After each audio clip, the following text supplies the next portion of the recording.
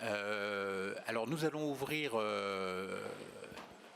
cette séance de l'après-midi par une vidéo qu'a enregistrée le commissaire Renders, qui malheureusement n'a pas pu venir à Strasbourg, car comme vous le savez, le mercredi, c'est le jour de la réunion du collège des commissaires hebdomadaire.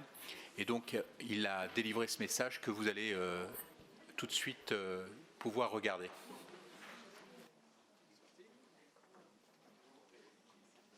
Monsieur le vice-président, Madame la bâtonnière, Mesdames et Messieurs les avocats, je regrette de ne pas être avec vous aujourd'hui dans cette belle ville de Strasbourg, mais je vous remercie pour votre invitation à intervenir sur ce thème très inspirant de l'avocat en tant que pilier de l'état de droit. Bien plus qu'un simple acteur de l'état de droit, l'avocat en est bel et bien un pilier, aussi bien individuellement que collectivement, en tant que corps de métier. De même qu'un système de justice doit disposer de juges indépendants, il est essentiel que les avocats puissent exercer leur métier en toute autonomie et à l'abri des pressions extérieures.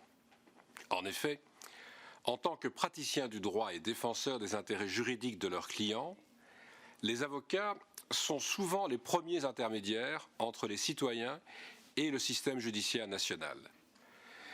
Ils jouent donc un rôle charnière dans le fonctionnement de l'état de droit, qu'il s'agisse de représenter les intérêts de leurs clients devant les juridictions, de les orienter par leurs conseils, ou plus généralement, de participer à la réflexion sur les améliorations possibles du système de justice.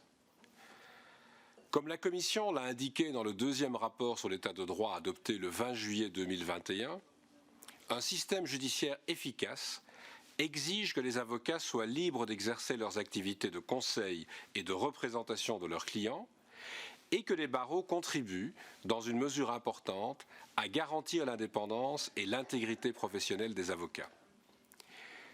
Les barreaux et associations professionnelles d'avocats jouent donc un rôle déterminant dans la promotion de l'état de droit, notamment au travers d'événements tels que celui qui nous réunit aujourd'hui. Les chapitres par pays du rapport 2021 sur l'état de droit intègrent les réformes en cours pour améliorer les conditions de l'exercice de la fonction d'avocat. De telles réformes sont importantes pour consolider l'état de droit, de même que celles visant à améliorer la rémunération perçue par les avocats au titre de l'aide judiciaire.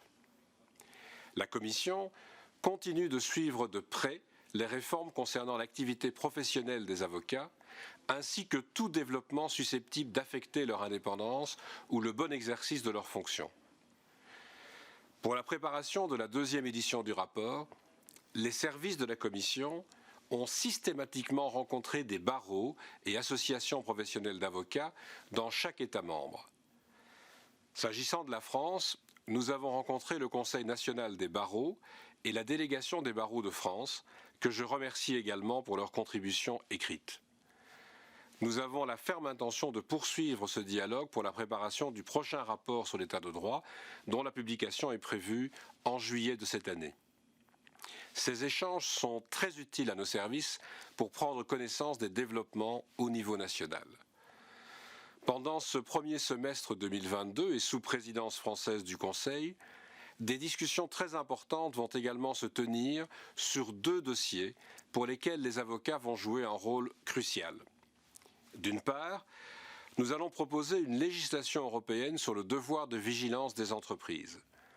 Cette législation existe déjà en France avec la loi Pacte, ainsi que dans d'autres pays de l'Union. Le but est de s'assurer que les entreprises de tous les pays de l'Union, ainsi que les entreprises des pays tiers, qui sont actives sur le marché européen, contribuent aux enjeux de durabilité et de transition écologique que l'Union s'est fixés. De la même manière, nous voulons aussi créer pour toutes ces entreprises un régime européen de responsabilité, aussi bien environnementale que sociétale. Ceci permettra de répondre à la demande des citoyens européens pour que les biens et les services qu'ils achètent soient produits dans le respect des droits humains et sociaux inscrits dans les conventions internationales, et que ces biens et services ne menacent pas l'environnement. D'autre part, la lutte contre l'intimidation judiciaire, les SLAP en anglais ou poursuites bâillons en français, est également un domaine dans lequel les avocats jouent un rôle stratégique, notamment en appuyant l'action de la société civile et celle des journalistes. Les deux discussions que vous allez mener aujourd'hui permettront de préciser les différentes facettes de la profession d'avocat au sein d'un État de droit et d'une société qui ne cesse d'évoluer. Je vous remercie pour votre attention et vous souhaite un excellent colloque.